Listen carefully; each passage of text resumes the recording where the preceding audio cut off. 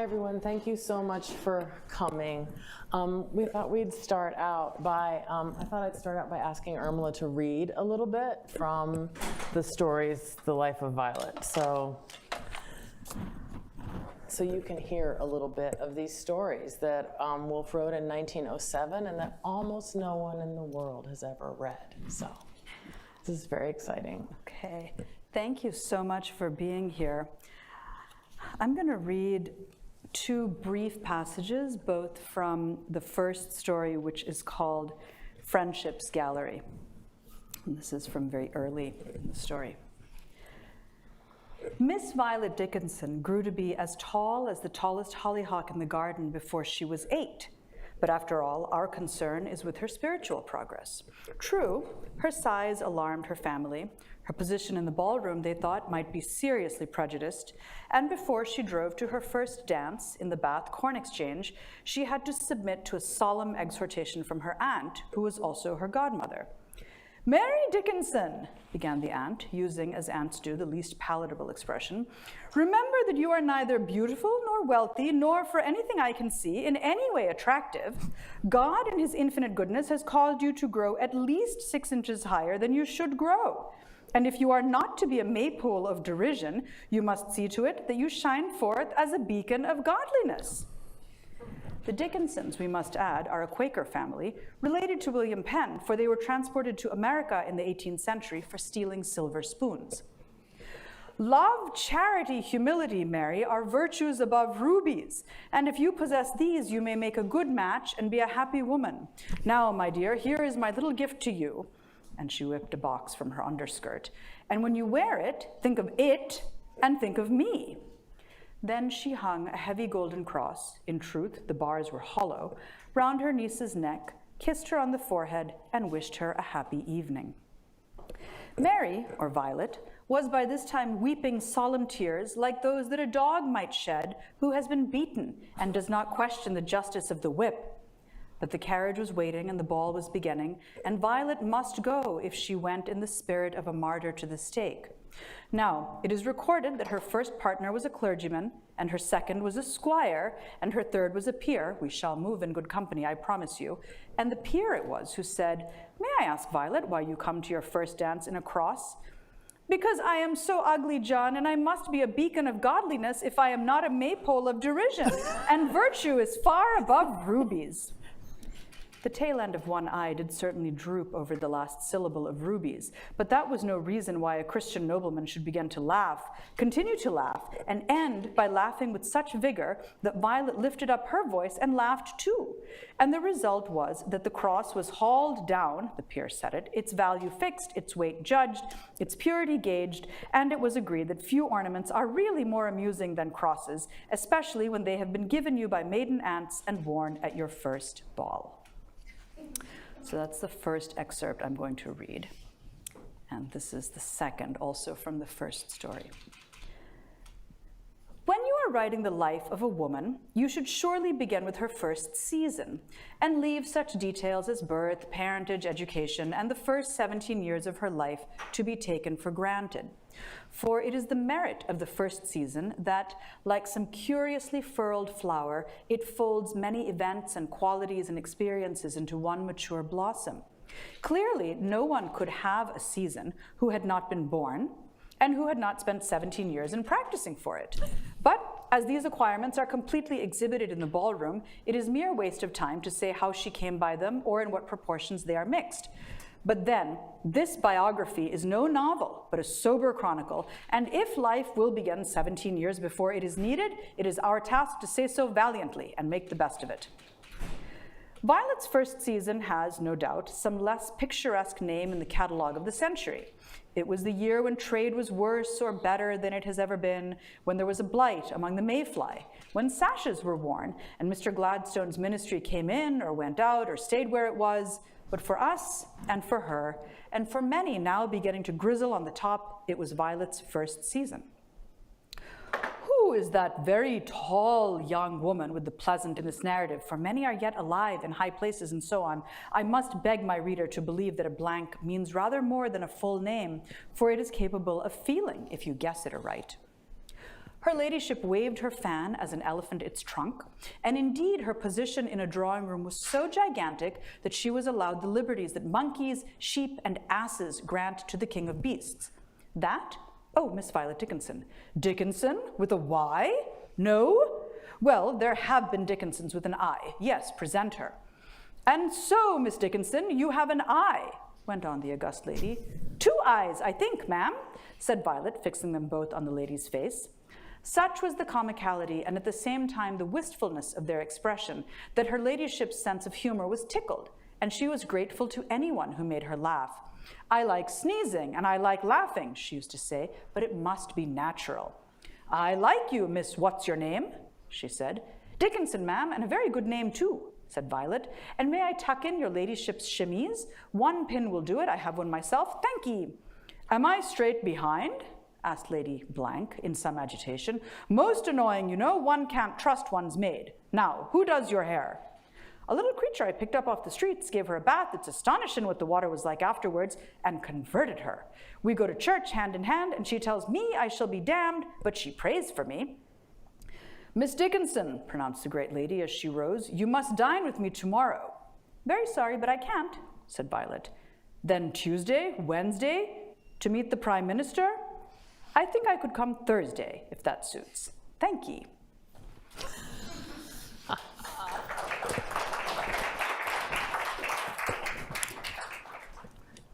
It's so funny. So why did you pick those 2 passages as the ones you wanted to share with? I picked those 2 passages because in these stories, Woolf is writing about, and in many ways against, a lot of the very recognizable conventions of 19th century fiction.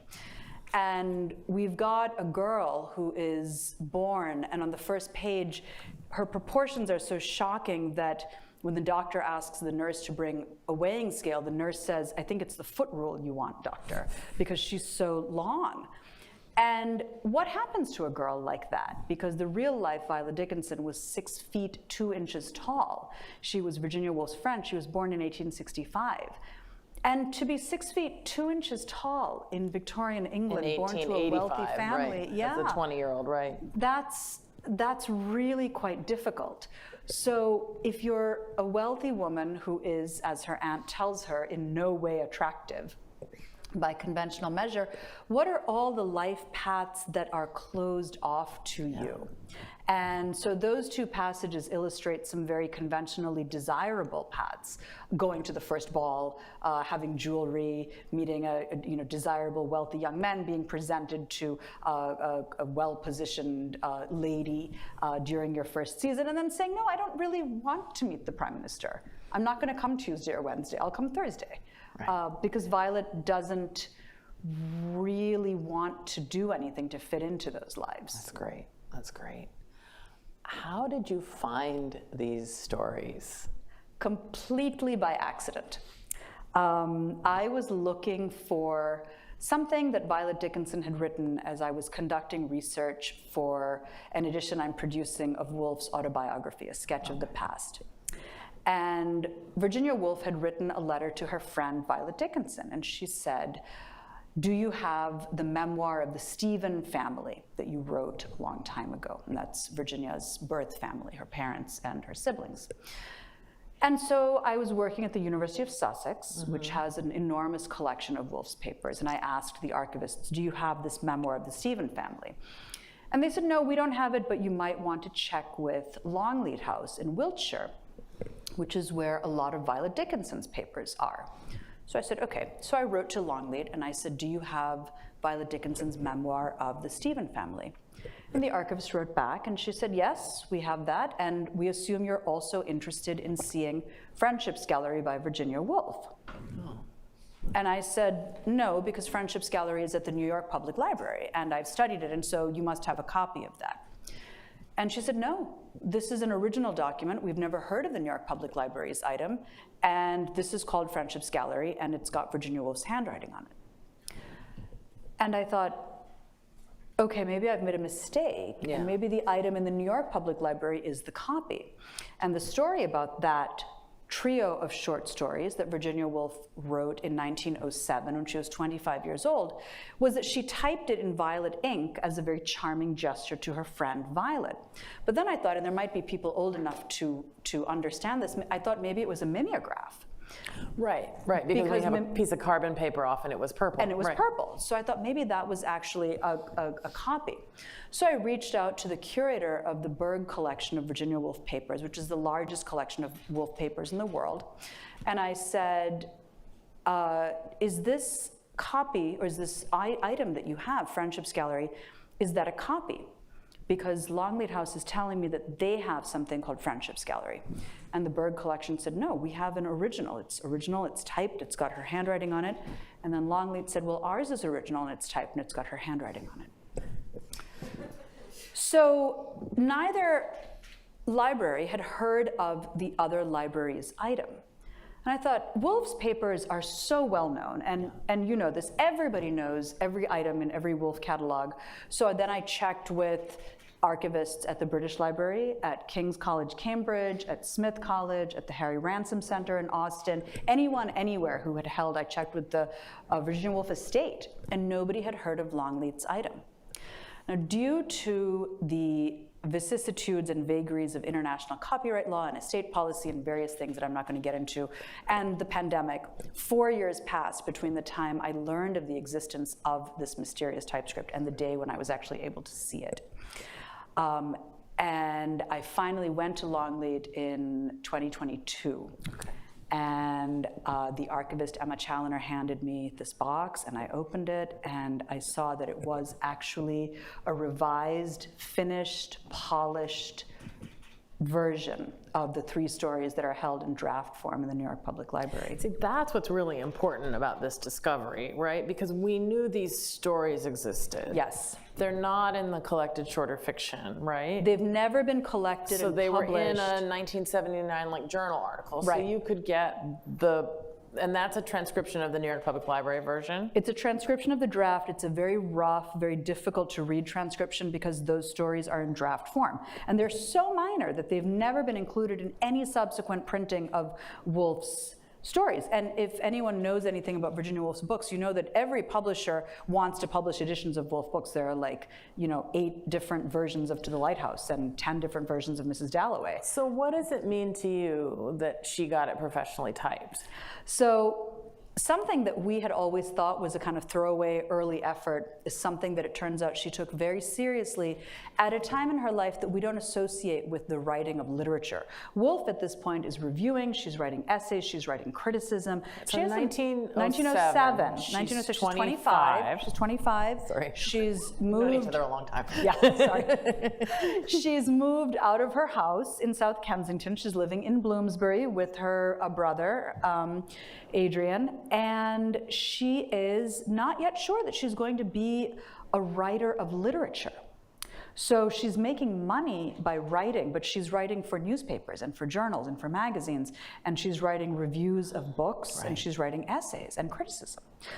So we find in these stories an attention to the literary that we don't associate with her until fully 8 years later when she writes her first novel, The Voyage Out, in 1915, which is not an experimental novel at all. And not funny. And absolutely not funny. It's not a funny novel. It's not, and it's not even a fun novel. I mean, it's a bit of a slog, right? As is her second novel, Night and Day.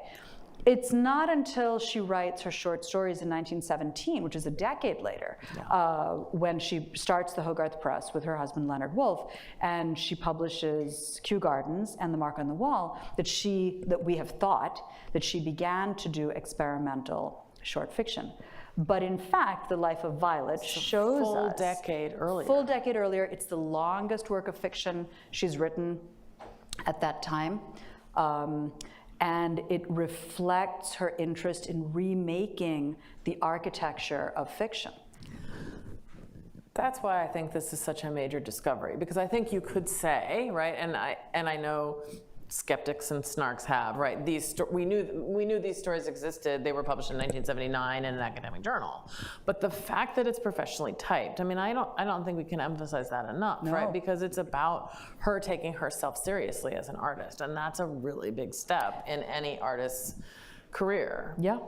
I also think your introduction does a really, really beautiful job of repositioning Violet. So if you know anything about Violet Dickinson, you know that she was really, really tall. But actually that's like not a very interesting fact about any human being, right? I mean, our heights are our heights, right? That's not. So can you tell us a little bit more about Violet and how we get to know Violet in the stories, and also what we know about Violet's role in Woolf's life? Yeah, she was such an interesting person. Because of her height, she lived a life that was very unconventional. She had lots of money. She was born into a wealthy family in Somerset. And she was the mayoress of Bath. Her brother was the mayor of Bath, and he was not married, and so she was the mayoress when he was mayor. And if you go to Bath, you can see in the City Hall in Bath the custom jeweled brooch that was made for her. It's part of every tour of the Bath City Hall, and so she went to official functions with him and did things. She was very interested in all kinds of other people, people she would not have come across if she had married within her aristocratic social circle. So she would go to, there was a women's reformatory called the Farmfield Reformatory outside of London. And she went there from 1917 to 1920 every single week. And she kept company with these women who were there because it was called the Farmfield Reformatory for inebriate and criminal women. And so these women who were alcoholics, who were there because they had committed murders, who were insane, and she played games with them, and she played the piano for them for their Christmas musicals, and she watched as they put on a play that was like a mock trial, and she also gave inspirational speeches to the caregivers at the Farmfield Reformatory. She visited soldiers who were wounded during the Great War. She was very good friends with the Victorian children's literature writer Kate Greenaway, whose own biography mentions a lot of her debts to Violet. Wow. And she came to know Virginia Woolf because she was friends with Woolf's older half-sister Stella Duckworth. And that's how Woolf met her, because Violet and Stella were friends. And then when Stella passed away, Woolf lost her mother in 1895, she lost her older sister Stella in 1897, her father in 1904, and then her brother Toby in 1906. So this is a very rough period of her life, and Violet is a constant from 1897 onward. And if you read Woolf's letters, they are published in 6 volumes. And the first volume, first of the 6, more than half the letters in that volume are letters that Virginia wrote to Violet. So she was her most important correspondent at this pivotal time in her life, from her late adolescence into her early adulthood. And the story has always been in Woolf's biographies that she was a kind of surrogate mother and older sister figure. She was this nurturing person. And while I think that's true, I think what's much more interesting is that Violet had the eye and the ear to realize that Woolf was a genius. And she's the one who would read, Woolf sent her her writing, and she responded to it very positively and kept asking for more writing and kept asking for more writing, and told Woolf's sister Vanessa, she really is a genius. And it was Violet who introduced Virginia to Kathleen Littleton, who was the editor of The Guardian newspaper, where Woolf began publishing her first essays and reviews. So we owe her a tremendous debt for facilitating. I mean, that's your first professional job. It's her first job. It's her your first job. money for pay, and in Professions for Women, she talks about that, the importance of getting money for what you write, right? It's not just writing, it's getting money for what you write. And to be a girl without formal education, or very little formal education at that time, and to say, I want to be a writer, and then to be paid to do that is a very, very big step. And it was Violet who saw and encouraged her to make that happen. That's a big deal. Yeah. So can we talk about the stories themselves a little bit? So are they important, and why do you think they're important? Like, what's the case for how these stories matter, how they reshape our understanding of Woolf's career? They are important, and we need to maintain a sense of proportion when we say that, because these are early. They're not juvenilia, they're not stories she wrote as a child, but they're not Mrs. Dalloway or To the Lighthouse, and I think that's really, really important, and readers expecting that would come away disappointed. These are 3 comic fantasies, and they are important because they are both anomalous in Woolf's writing. We don't think of Woolf as a comic fantasist. That's not really the impression we have of her. And they are also very predictive of the work she will go on to do. So I like them both because they are like and unlike the work that she does later. One of the things that I think is weird about these stories is that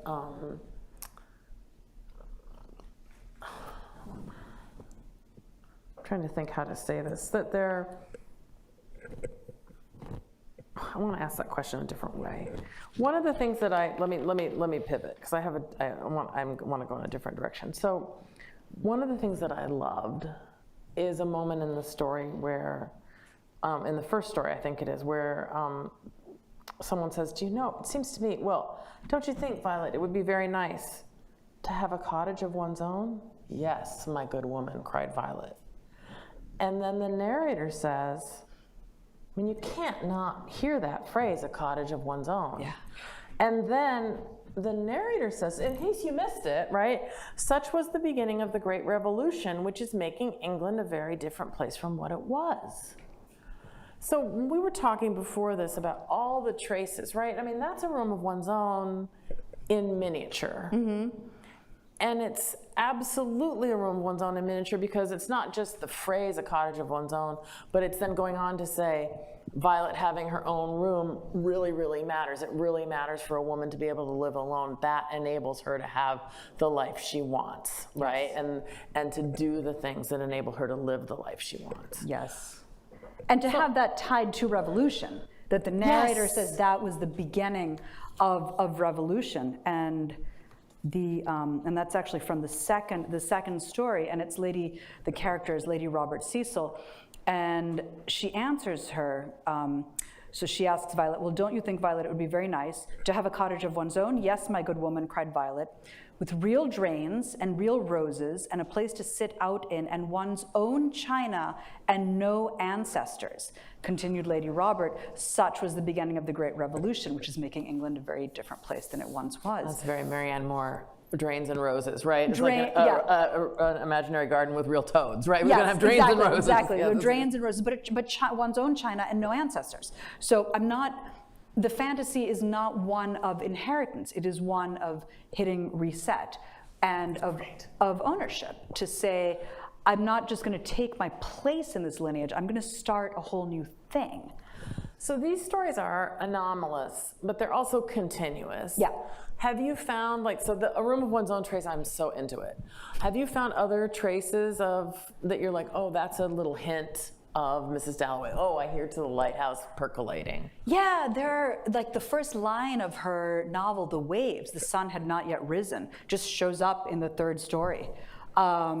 There are, fun. It is fun. It's a lot of Orlando, of course, and Orlando is 1928, and it's another mock biography that she writes about another very close woman friend, Vita Sackville West, and that's a magical novel in a different way. It takes place over 400 years, and it's about a woman born in Elizabethan England who turns into a man. It's about a man in Elizabethan England who turns into a woman, and then lives for multiple centuries. And so there are definitely elements where the Violet character kind of foreshadows the Orlando character. There's a lot of striding through nature and being very attached to this property, to this house. And the word striding is all over these stories, and that's one that Woolf really likes to use later. She does the kind of work that we see with a narrator who isn't sure, am I writing a novel, am I writing a biography, what does it mean to tell this story? And those questions become increasingly important to her as she But we have goes that already on. in Jacob's Room, as you know. I mean, you've edited that, right? Yes, we do have that in Jacob's Room, but this is 1907. So, Right. So this narrator is kind of getting us to... That's a pattern she hops That's a on. pattern that absolutely. So one of the things that has become canon that I think this upends in talking about Woolf's career is that there's the conventional first novel, and then the experiments in Kew Gardens and Mark on the Wall. And those experiments, to my eye and ear, are very formal and not comic, and very much in the key of stream of consciousness and high modernism. Yes. The experiments in the life of Violet are comic, genre bending, right? Playing with like an inept narrator, or she calls herself a biomythographer, right? And so she's playing with kind of the kind of things that Lytton Strachey would do in Eminent Victorians, the kind of things she did in Orlando. So have you started developing a new theory of Woolf as an experimental writer based on this? Because I feel like I need to rejigger my whole vision, because it seems like there's, to me, kind of two strands of experimentation that are not developing at this simultaneously, but that she's alternating between experimenting with genre and experimenting with form.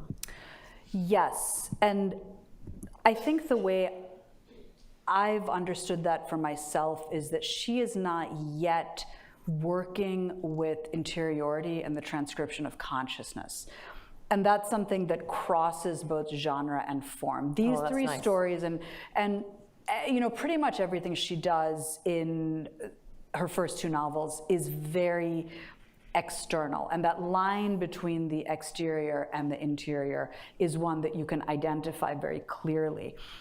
And that line becomes the subject of her later work. It's why we love Mrs. Dalloway so much. It's why we love To the Lighthouse so much, because that seamless movement in and out of characters' thoughts, where the narrator's voice dissolves and becomes the interior voice of the character without any explicit clue, and how masterfully she develops that technique. She's not doing that right now. She's explicitly taking up the question of, well, what does it mean to tell a story? And this narrator gets cranky and he gets fussy, and he wants to assure us, well, I'm lying, or I'm not lying, or don't worry, we're going to keep good company, don't run away, I'm doing the best I can, I can't know this about these women because it wouldn't be polite for me to say that, but you have to trust me that I know what I'm talking about. He's really, really fidgety and agitated. And we don't have that kind of a narrative persona later, even though the narrators of, say, Orlando or Flush, which is another comic biography that she does from the perspective of Elizabeth Barrett Browning's dog. It's really marvelous. That's a great one. Yeah, that's a great, very underappreciated There's a great novel. moment in Thackeray's Vanity Fair where the ladies repair to the drawing room after dinner, and it's a rare scene of only women talking to each other. Right. And Thackeray says, you may wonder how I know what the ladies talk about at dinner. Well, when I was a little boy, my mom sometimes would let me. And so like it's interesting that, I mean, she would have known that because her father's first wife was Thackeray's daughter. Right. Mm-hmm. And so obviously she would have known this. But it's funny that, you know, Fielding does it, Thackeray does it. There's a strain of kind of fidgety narrators in the British novel that she's like amping up to 11 in the Life of Violet stories, I think. There's an anxiety, a sort of narrator's anxiety that is not yet the subject of philosophy. It's not yet elevated to an intellectual matter. It is comic. She can play it for dramatic effect. She can make her jokes land in the narrator's uncertainty. Right. But it is not yet. And when does the philosophy come in? What do you think? Probably Mark on the Wall. Maybe. Probably Mark on the Wall, which is a story narrated by a woman sitting alone in a room, and she sees a mark on the wall, and she doesn't want to get up and see what it is. She doesn't know what it's been made by. She doesn't know if it's what she thinks it's a nail, a rose, a mark from a pink picture that was hanging there. And each thing she imagines the mark to be leads her into this elaborate meditation about people. If it had been a picture, what was the picture have been, and who are the kinds of people who would have bought that picture, and if it was, and it turns out to have been a snail. At the end of the story, we find out it was just a snail. But there's no plot, nothing happens, there's no conflict except not knowing what the mark is.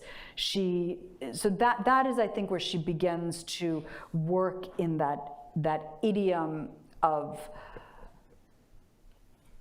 self-conscious, self-destabilizing fiction.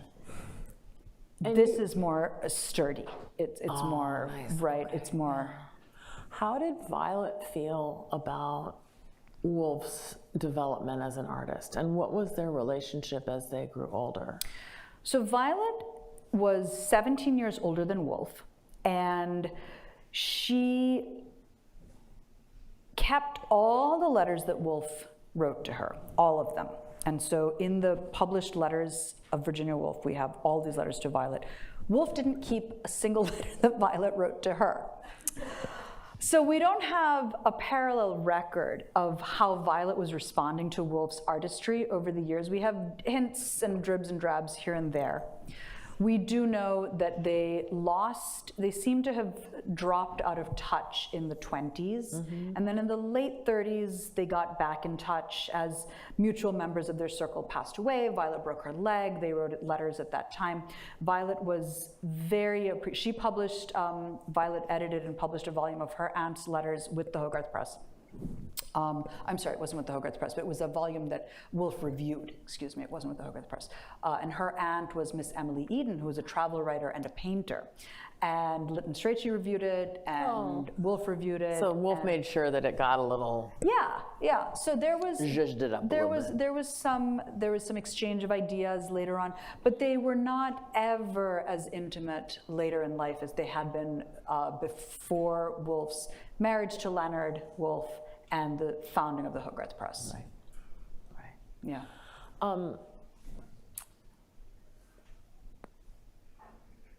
Woolf is a big biographer. What do these stories tell us about Woolf and life writing? That is a huge question. We live right now in an age of memoir, and Woolf was a novelist writing at a moment when the novel was replacing poetry as the literary genre par excellence. To be a literary star was starting to be that you were a novelist and not necessarily a poet, right? The novel was kind of knocking poetry off its throne in the 20th century.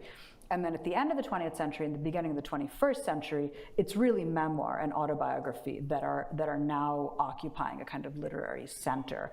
And I think Woolf is one of the writers who's responsible for that pivot. So the accelerating interest that she takes in biography through the 1930s, which is the decade in which she writes Flush, it's the decade in which she begins writing her own memoir, A Sketch of the Past, which she commences in 1939 and is unfinished at the time of her death in 1941. But she writes an essay called The Art of Biography that she publishes in 1940 in The Atlantic, in the American magazine The Atlantic. And she talks about the age of biography and how it's just beginning. Biography has a long life ahead of it, and that biography hangs its mirrors at odd angles. And we need to look for the fact that engenders, the creative fact. So that the art of writing a life for Woolf was never, ever a matter of transcribing dates and facts and verifiable empirical bits of data or information. There's always this sort of these concentric circles of what does it mean to write lives of all people, and then a life perhaps of a character, and then life itself as a force. And every biographical act that she undertakes has those three elements. And the life of Violet, as comical and as extreme and hyperbolic and silly as it is, begins that journey because the narrator asks those questions. He despairs of being able to convey Violet's character. It says, just as soon as I think I've painted her and given you this beautiful image of her, I realize I've put up a screen and not a pane of glass. That in writing who she is, I've actually concealed her from you. Wow. And that was the problem that Woolf always wrestled with. That's great. That's great. Is there anything you wanted to share that we haven't had a chance to talk about? I want to share something that I discovered in the archive 2 weeks ago. Oh yeah, I got a text.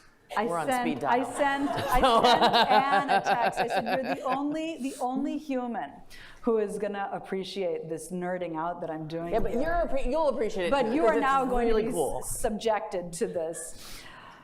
In Woolf's published letters, there is a letter to Violet Dickinson in which she asks the question. She asks her, why are you doing something? Why don't you tell me, you biomythographer, why you want this? And that always bothered me because I thought, why would Virginia Woolf call Violet Dickinson, you biomythographer? So I called up that letter in the Berg collection in the New York Public Library, and I paged that specific letter. And it has been transcribed incorrectly. And what she's asking is, tell me your bio or mythobiographer why you want this. So tell me as the person who's writing I'm your biomythographer. I am your biomythographer. I'm writing this biomythography of you. So that R had been left off of the transcribed published letter. So she fancied herself a biomythographer, which is a great word.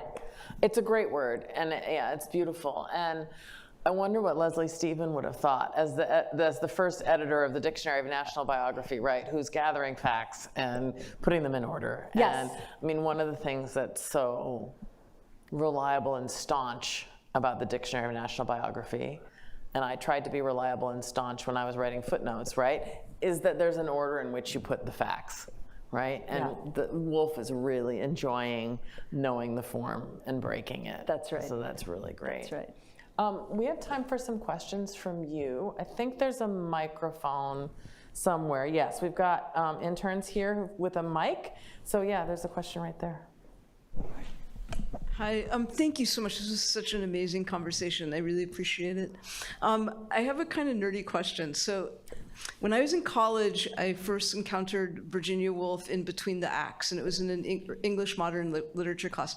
And that was a favorite of this professor who said Woolf. Then I was in graduate school, and the one book that the Woolf expert, who's also someone very eminent in the field, would not assign was Between the Acts. And she said it was terrible, it was like an outlier in the oeuvre. And so I'm just kind of curious, like maybe from both of you, like, is that true that the Between the Acts is, not considered as crucial to the Woolf work as the others, and do you agree with that? Well, I mean, no, it's not an outlier. So Between the Acts was Virginia Woolf's. It wound up being the last novel she wrote. She died before she saw it into publication. She had given it to the publisher to publish at the Hogarth Press, but then she walked it back and said, no, don't publish it, I'm not done with it yet. So following her death, her husband Leonard Woolf published it and wrote a little head note to it saying, this is nearly complete at the time of her death. Almost complete, Virginia hadn't finished it.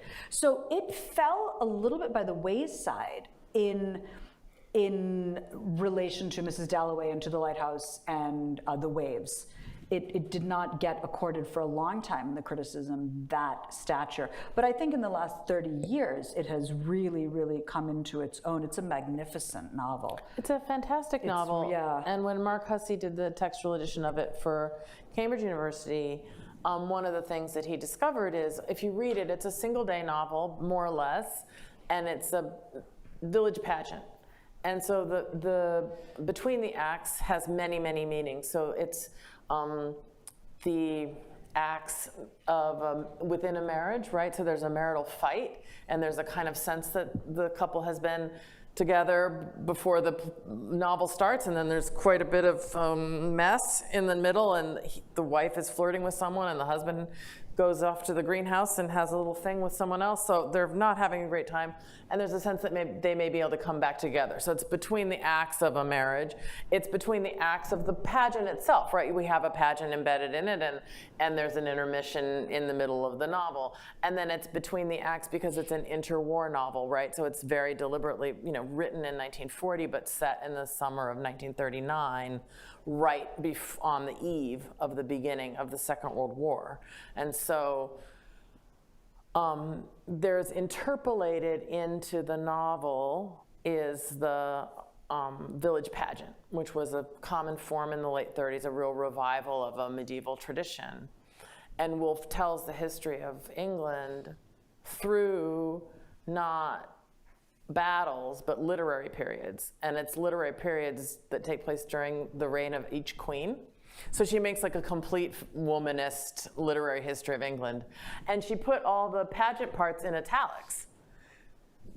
No, she didn't put all the pageant parts in italics. Leonard put all the pageant parts in italics. That's what Mark Hussey discovered. So there's some things that are kind of that are super interesting textually that might make a scholar say, oh, it's not quite ready. I think it's so cool, and there's so much to say about it, and yeah, so I think it's great. Yeah, my students really, really like it, and it's really historically so poignant because Woolf lived through the Blitz and was writing this novel at a time when she and her husband lose 2 houses in London. They're bombed out of their house in Tavistock Square and then their house in Mecklenburg Square. They are living like everyone else in England, trying to survive this moment. She writes in her diary on a day that she's written a scene in between the acts that she went for a walk in Sussex along the Downs, and she had to dive behind a haystack because there were German planes flying overhead dropping bombs. And this is a novel that really captures that unease on the verge of that moment. So I think as the study of Woolf as a war novelist, as the study of the literature of the Second World War has expanded, that novel has gained a lot of traction. Yeah. That was a very long answer, but thank you for that question.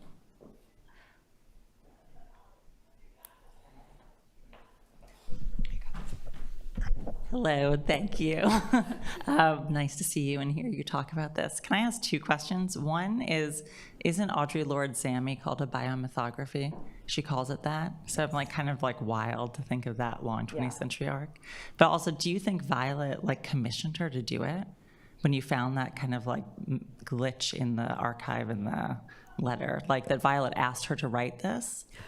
Or do you think there's a weird... The evidence in the correspondence is that Woolf decides in August of 1907, I'm going to write a story about the aesthetic sense in Violet and their friend Nellie Cecil. And then she writes this draft, these 3 stories in draft, and she sends it to Violet. And she's really, really peeved with Violet because Violet shows these stories to other people who are parodied in the stories, and Woolf didn't want her to do that. She's like, you're not supposed to show these to the crumbs. I make fun of the crumbs in here. They're not supposed to see that I'm doing this. So I don't think Violet commissioned it. I think Woolf, sort of based on all the time she was spending with these friends, decided to do a send-up of their ways, and then came back to it a few months later and took it much more seriously and then had it professionally typed. Yeah. Great question. Any other questions?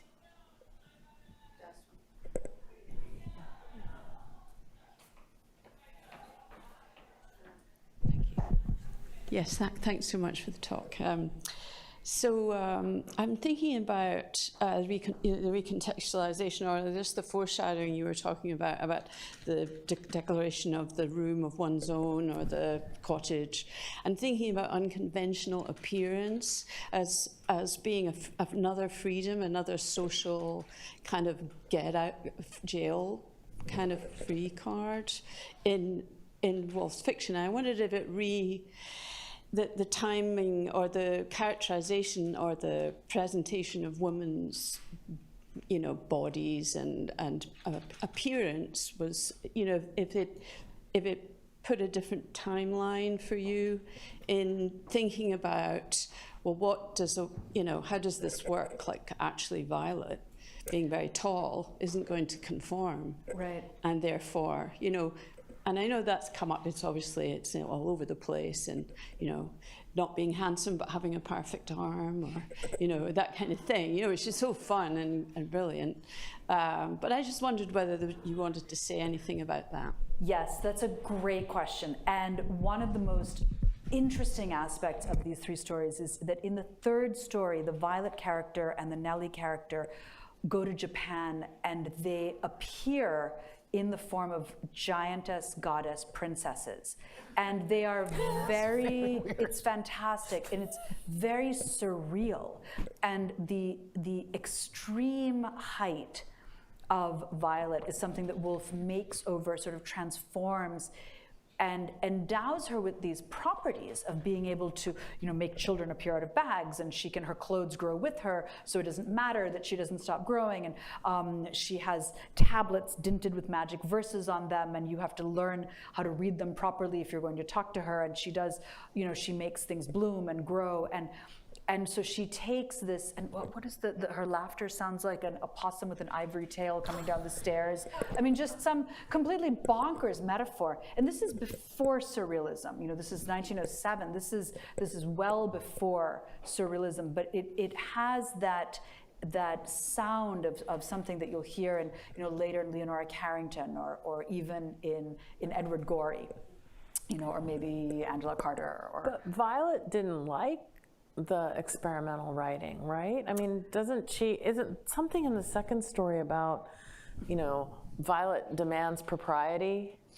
Violet was, I think, morally somewhat conventional. That's what it is. So there's a point in the story where Violet judges characters by their goodness. By their goodness, yeah. It's not as much about form. I see. Right. But the narrator is at great pains to explain that Violet does not accept immoral behavior in fictional characters any more than she would in life. That's right. And there's a real finger wag in it, right. And it's just like no elbows on the table, chew with your mouth closed, and right. But these goddesses in the third story in this utopia who make everything equal, and they care as much about babies as they do about the elderly, as they do about those who are diseased. They protect those who are vulnerable. People stop caring about money. I mean, there's this sort of incredible society that comes into being, and it's really pegged to the bodies and the extreme height, and it's not pegged to beauty or to anything. There's nothing conventional in the language about, no one is slim or fair or has, long rippling hair, any of that. It's just, this is what they look like, and it's very, very cool. They have nests in their hair. One has a laugh like cherry blossoms. And yeah, it's really bonkers. I think we have time for one more question, if there's one more. Yeah, I'm raising There's a hand over there, yeah.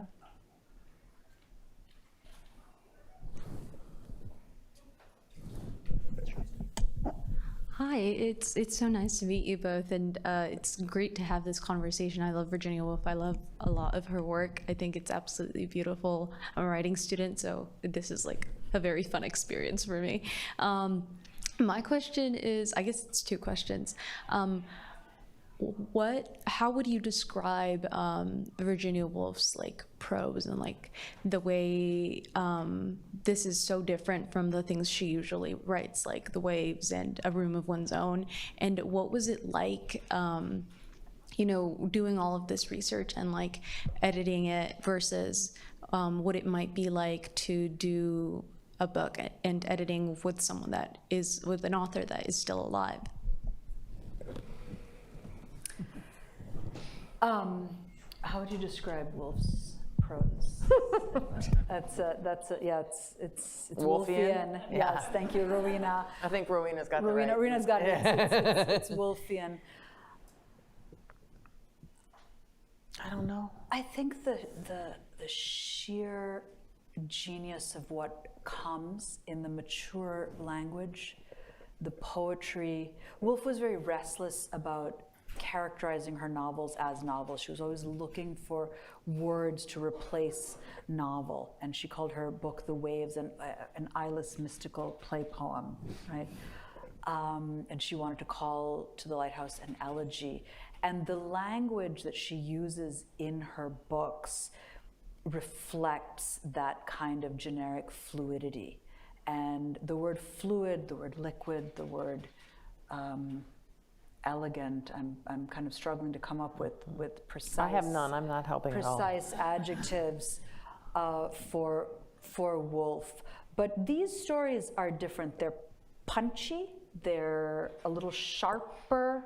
Not that she isn't sharp, but they're very pointed. in their humor. And she's younger, you know, she's only 25, and you can definitely hear that in these stories. The editorial work is, and Anne has done a lot of it, and it is a tremendous privilege to be able to do it, to work with original documents and to transmit them, to transcribe them, and to have the responsibility of fidelity to the original text. At the same time, editing is an intervention, and you're always making decisions, and you have to realize that the way you're transcribing this might be different than the way someone else is, and you try to be as forthright and accountable to your readers as possible when you make those decisions.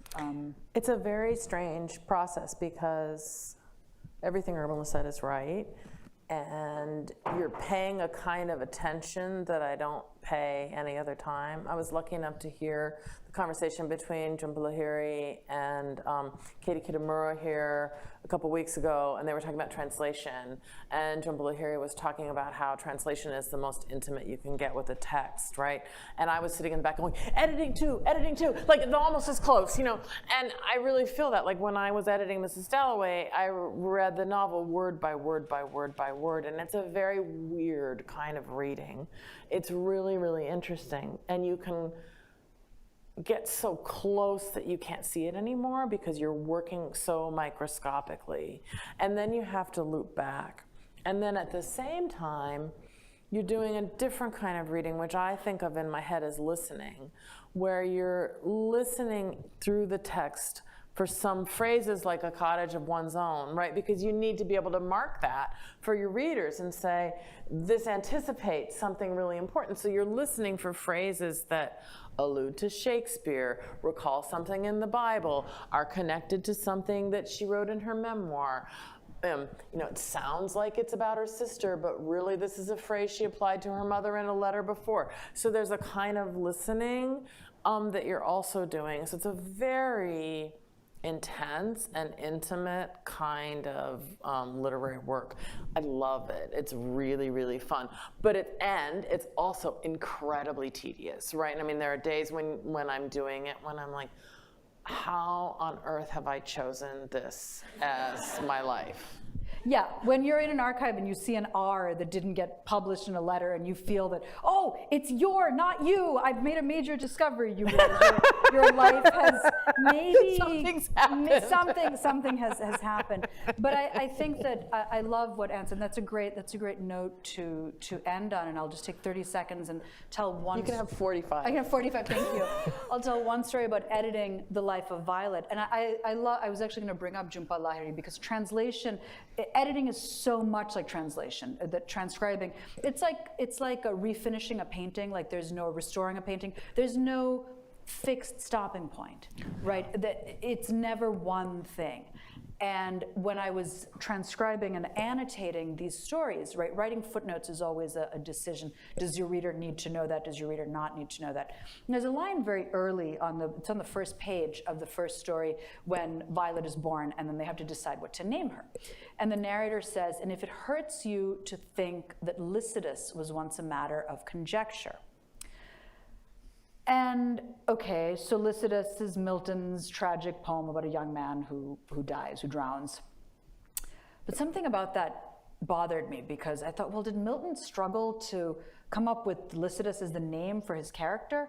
But then I realized that what it alludes to is the 18th century writer Henry Lamb, who goes to the library in Cambridge and he sees Milton's manuscript for Lycidas, and he can't believe that Lycidas wasn't ever something that Milton that came. That's what she writes about in A Room of One's Own. And that's what she writes about in A Room of One's Own, because Henry Lamb has this whole thing about going to see this manuscript and how it blows his mind that Milton had to write and edit and revise.